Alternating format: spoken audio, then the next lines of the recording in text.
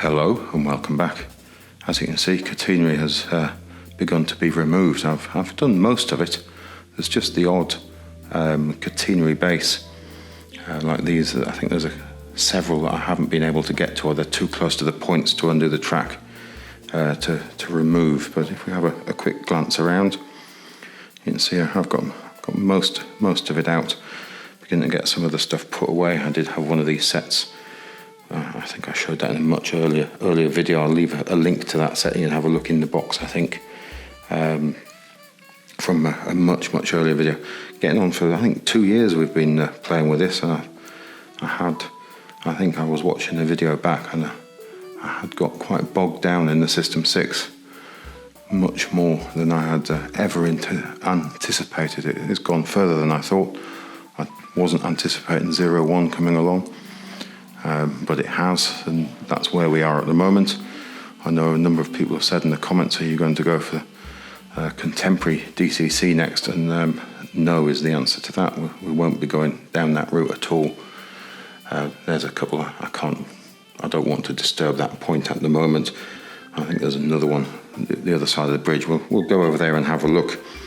So it's all come out relatively smoothly. There's got a cable sitting there. That was one of the power masts, one of the feeds there.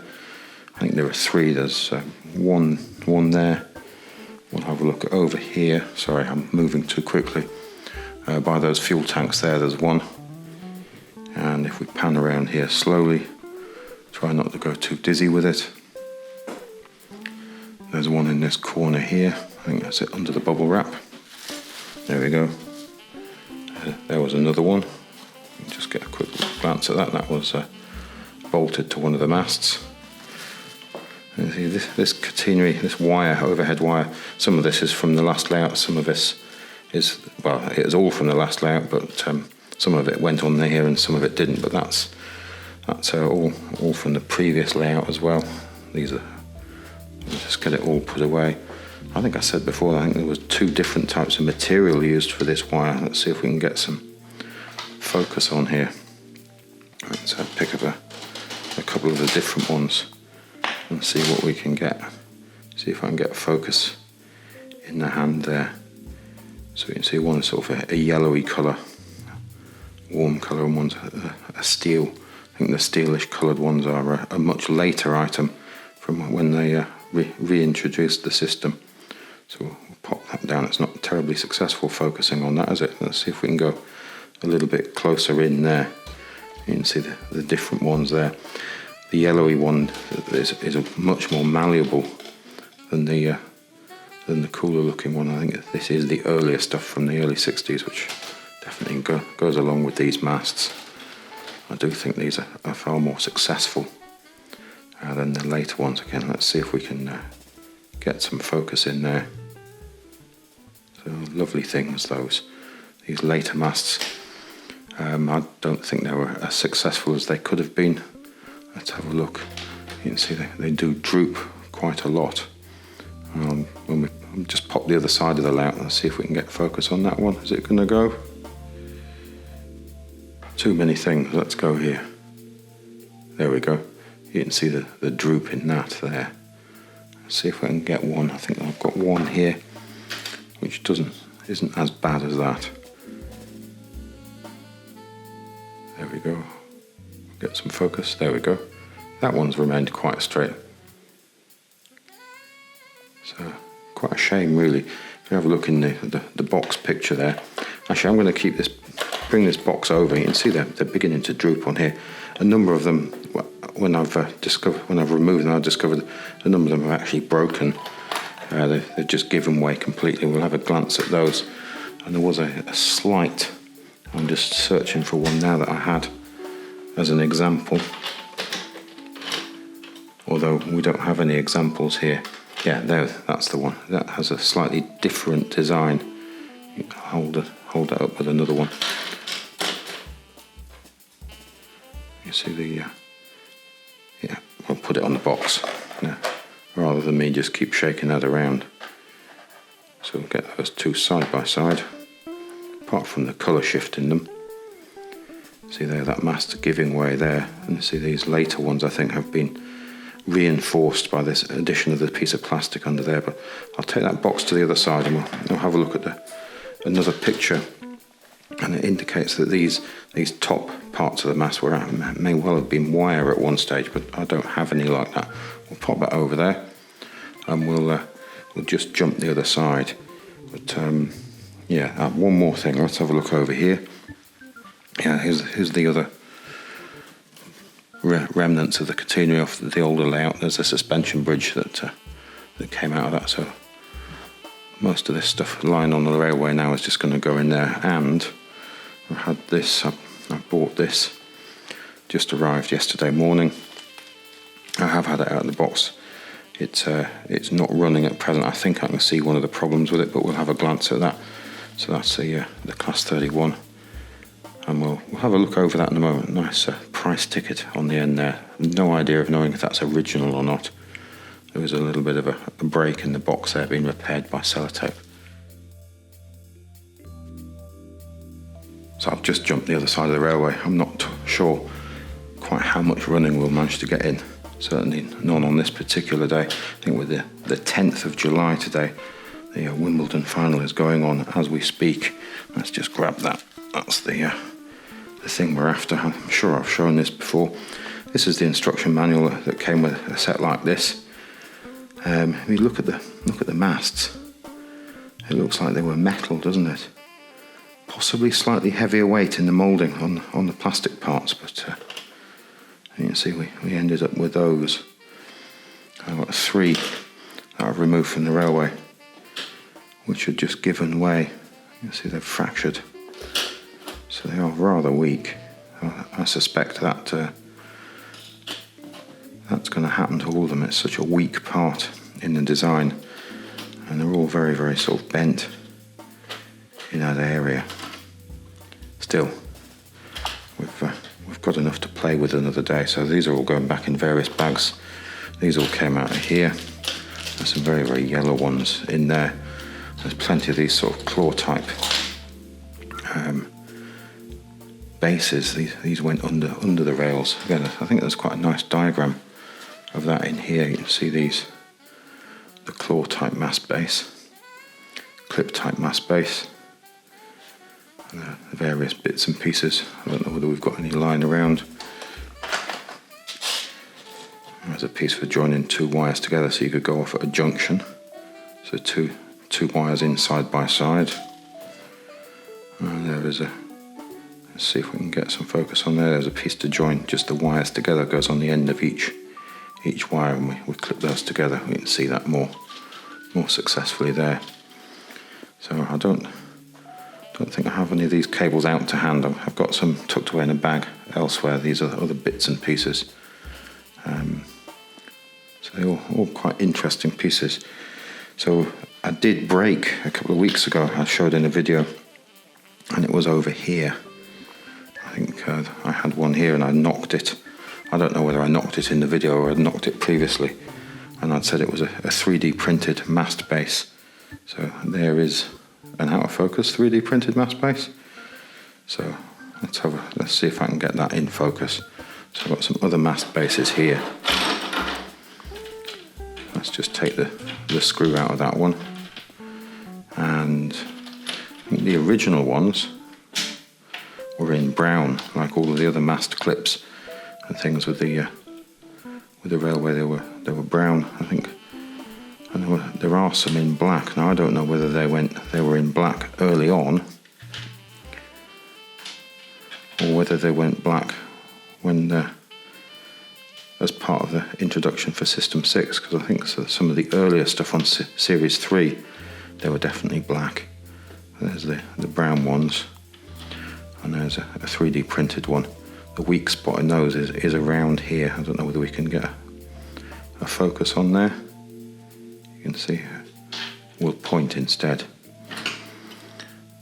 So I don't actually mind the weak spot in here, because when they break, these break rather than the masts, and the masts are more valuable than these. I'd rather print more of these than break masts, if that makes sense. So that's my 3D printed variation on those. Used quite a number of those. I can't remember how many.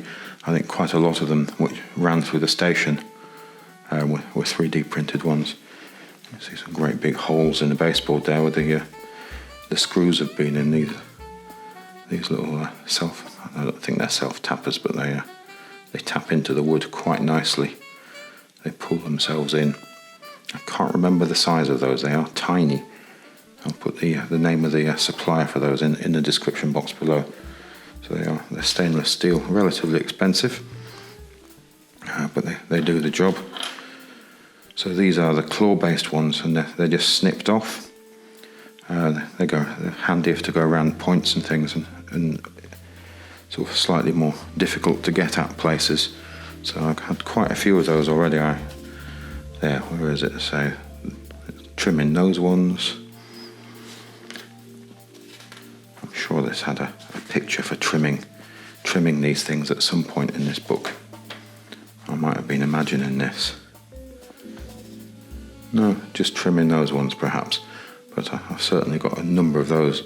They've either been trimmed in the past or just broken off as they've been removed from the layout. I've got quite a bag full of these. So I'll try and get all these put away. So we'll get this sort of stuff out at a later date for playing with something else. So there we go. I've got quite a handful of the broken ones. Wires, got a handful of wires. Plenty of bent ones. I try and keep the bent ones for the curves. I don't like to bend new straight ones, if that makes sense, because the straight ones are in short supply. So I've got a few in this packet here. It's coming in an old Hornby Railways packet. So there's 6 in there. I think there was definitely more than 6 in this packet when it came to me, and it's open at both ends. Let's shuffle that out. There we can see some in the box there, in the packet there. So I'm going to need 2 hands to get those away. There are some of the original mast bases which came along after I 3D printed. So they were another eBay purchase. So I'll pop those down. I'm definitely going to be using those at a later date. I think when we had an experiment with this on the railway, we had some of this out. This is the really phase 1 catenary. You can see that's definitely got a curve in it. It's my intention to try and get to a point where we can use that. I'm quite excited about being able to do that. I've got some other broken sets of the Hornby Railway stuff. They're incomplete. Bits have been had out of them. But yeah, we've definitely got plenty of bits to have another play. We've got some of the older ones, older bits and pieces here. So 12-inch adjustable catenary. Although that packet does seem to be empty. I do have some of that. There's a 12-inch pieces which are, what's that, 9-inch pieces? No, they're not 12-inch. That's the number, isn't it? So 12 in there, length 9 inches. So yeah, the packet's fairly fragile. Nice shiny ones there. So that would be 12 adjustable lengths. Sorry, I was misreading that. Can I turn that around? There we go. Lovely label on the end of that. It's a little envelope. Let's just pull the whole thing out. Let's have a look at it. So I got some of these. Look at that price there. And I've cleaned them up. And I think instead of keeping them in this packet, throwing things around here, I've got them individually wrapped in this greaseproof paper, and I've sort of treated them and cleaned them up. Again, I don't think I'll be able to get one of those out one-handed. Maybe. Sorry, I'm just going to point the camera elsewhere for a moment. We'll just get one out. I think I've shown these things before, but we'll definitely be seeing them in future videos. So there's an adjustable length. So you can see that it's got 2 halves with a clasp in the middle there. Possibly an out of focus clasp at the moment. But lovely things, although time hasn't been kind to these things. But I think we'll definitely get some use out of those. of, what's the length of these ones?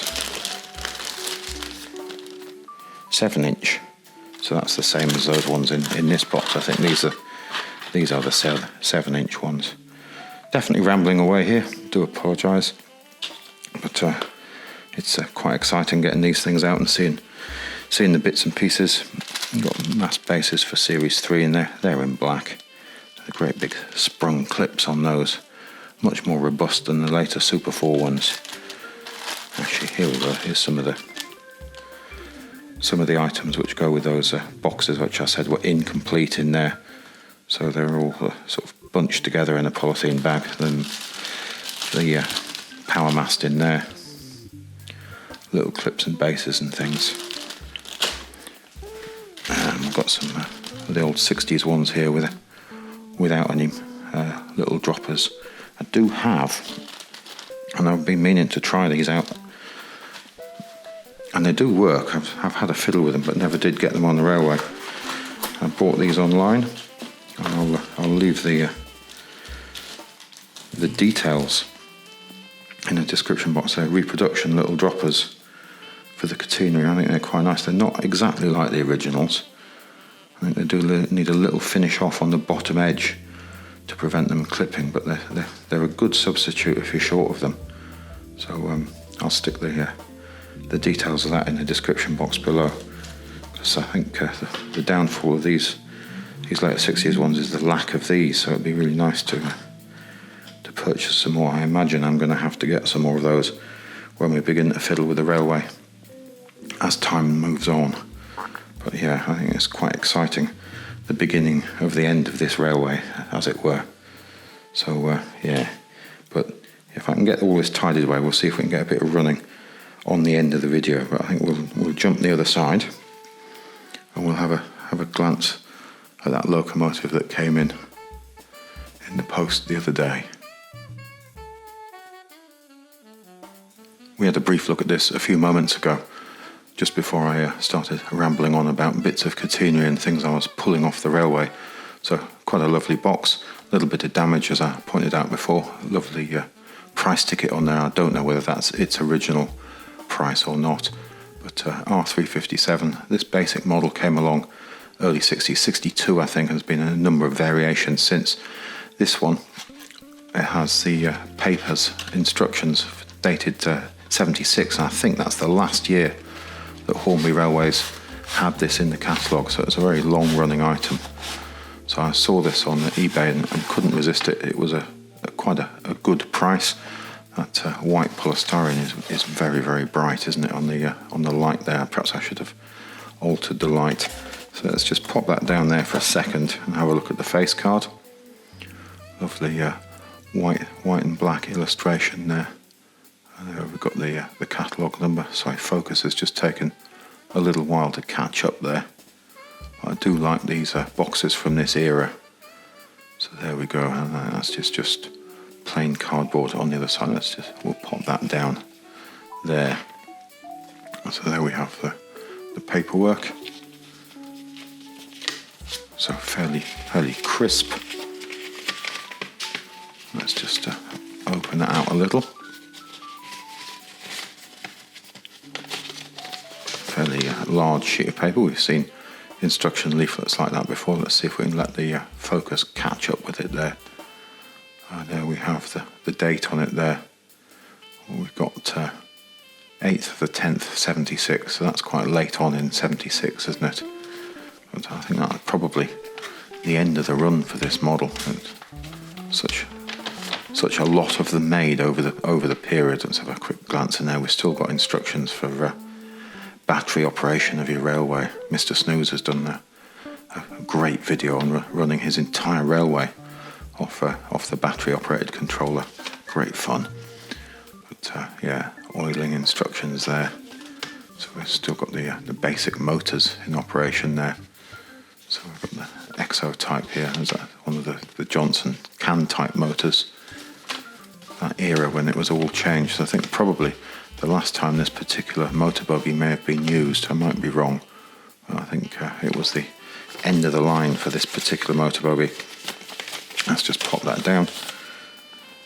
Now I do know it doesn't run. I'm hoping it will run, but I can see a fault with it just by looking underneath it, and when you apply power to it, all you get is a little bit of sparking where you touch the power on. But it's in lovely condition. Let's see if I can just lift that out of the box there. We'll have a quick glance at it. But it's not going to be a will it start type video. I'll have a look at it and see if I can get it to run.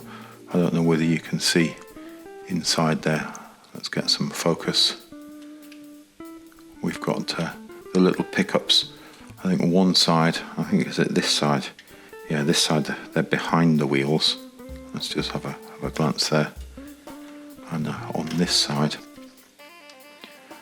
they're all the way. Especially, I think this one here has jumped up. I think it's lost contact with the plastic cap that sits over the magnet. From what I can see, this side is definitely up in the air. We can't see that. I think what I'll do is I'll just we'll take a break from this in a moment. I'll take the top off the model, and then let's see if we can get a focus on there. I'm holding that far too close to the lens, so it's lovely, crisp condition. No cracks or scuffs. It really is quite nice. I think there's a little bit of a mark in there.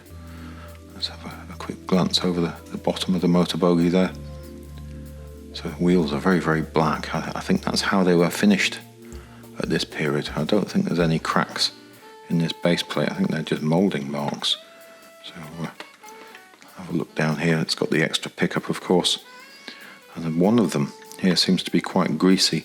Looks like somebody may have resoldered that on. I'm not quite sure whether that's an original soldering lump there or whether that's somebody's had a fiddle with it, but there seems to be remarkably little running on these wheels when you have a look at them. So I think it's just such a lovely thing, and it was basically the price of a motor, really. I couldn't resist it, so we'll just break from this, and I'll open it up and we'll have a quick look at it. I've taken the securing screw out and unclipped the roof carefully because it's got both of the clips still present on the underside of the roof, which quite often get broken, so I've undone that very, very carefully. We'll just pop that down to one side there, and we'll keep that nice and safe. So have a look inside there. It's got two weights, so it's got quite a bit of weight on the dummy buggy to aid pickup. I don't know whether you can see in there. We have got one of those. I think we're right in shadow here. You can see one of those parts of the pickup unit running over the plastic cap on the magnet has come away. So what I'll do is I'll just I'll remove that spring, and we'll just have a quick glance at the motor bogie. I'll see if I can remove that while we're still looking at it, but I may need to cut away from it.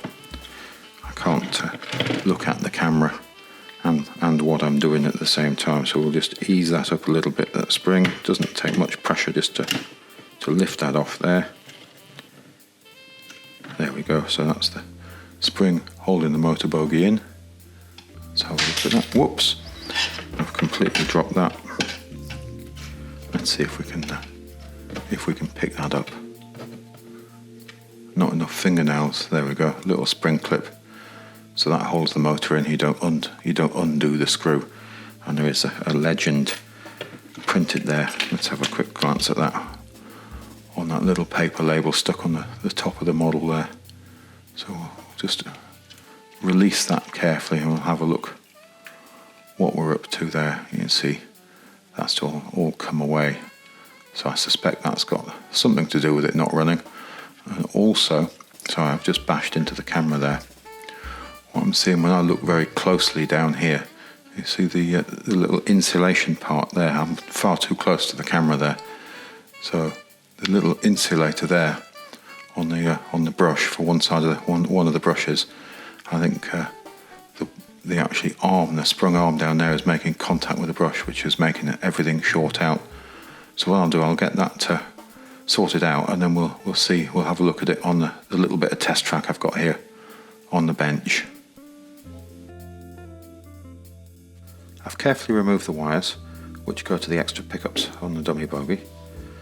and this makes it easier for me to show you what I think is the problem, apart from the obvious that this part of the assembly isn't quite right, so I'm hoping to encourage that back in there. But if you have a look at the brush on this side, you see that tension spring there seems to be making contact with it. I think it's also started to go a little bit green as sort of an effect of the brush on the steel there, and that should be insulated, so I think that's causing the whole thing to short out, so I'll rectify that. This part of the assembly all went back together really nicely. It just snapped straight back into position, so I'm quite pleased with that. And then the tension spring on the brush over here, I just altered that and eased that back a bit, and it works really nicely. I haven't cleaned up the pickups or anything like that, and I haven't oiled it, so there's a little bit of power. So you see there is life in it. I think we're going to be in luck there. So that just needs a little bit of lubrication, a little bit of light cleaning on the pickups, and I think we'll have quite a lovely running model there. So I've just stuck that on the rolling road. I'll just give it a quick test. I've got the meter on it. We'll just give it a little power.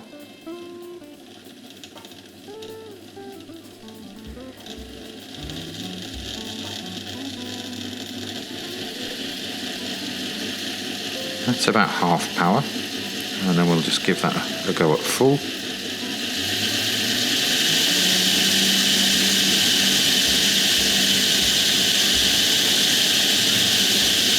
And then we'll calm that down again. So I haven't remagnetised that. I don't think it really needs doing if it's only pulling that sort of ampage. I think that's going to be absolutely fine. Let's get that right down now. And that'll just go out like a light when, there we go. When you get to just on the, there we go, just before the off position. So I think that's pretty good. I'm quite pleased with that. I think I said I'm going to get it back together again, but I'll definitely get that back together now. So there we go, all back together as promised. So let's give that a little power.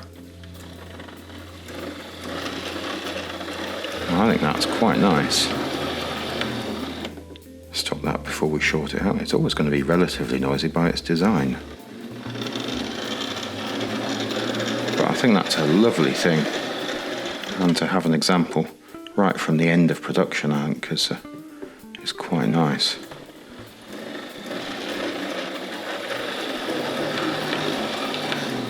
So we'll give that one more go. Let's give it a bit more power.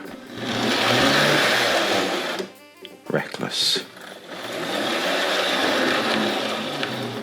But a lovely thing. Very long running model. Let's just pop that off the rails for a moment. I have been fiddling with another model or two. Let's pop that down there. So I've got this great model of the Princess here. So lovely early one. Let's just have a quick look now. I was fiddling with this earlier in the week, so I've had it for some time but not really run it. It's an absolutely lovely thing. So we'll just pop that on the rails. Mark II style couplings. So I know we said we'd do a little running, and this is probably going to be it. So it's not that smooth. I mean, this is going back a bit. So nice detail there. Solid wheels. That won't run on the System 6. So let's pop this on. I definitely won't be. Sorry, I was pointing at completely the wrong place. I'm going to swap hands with the camera here. See if we can hook that up. So let's just have a quick look along there. So I think these models from this period are really superb things. Let's give that a bit of power. That's just such a lovely thing.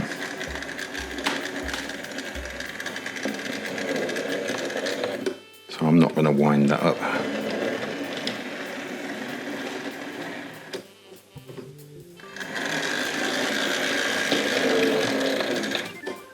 So there we go. Let's just pull that off the rails again. Let's just pop that down there. myself. Just playing with some models on the workbench recently. Let's pull that away. Now, one of the ones I was going to convert to 01 was this old R59 262 tank locomotive.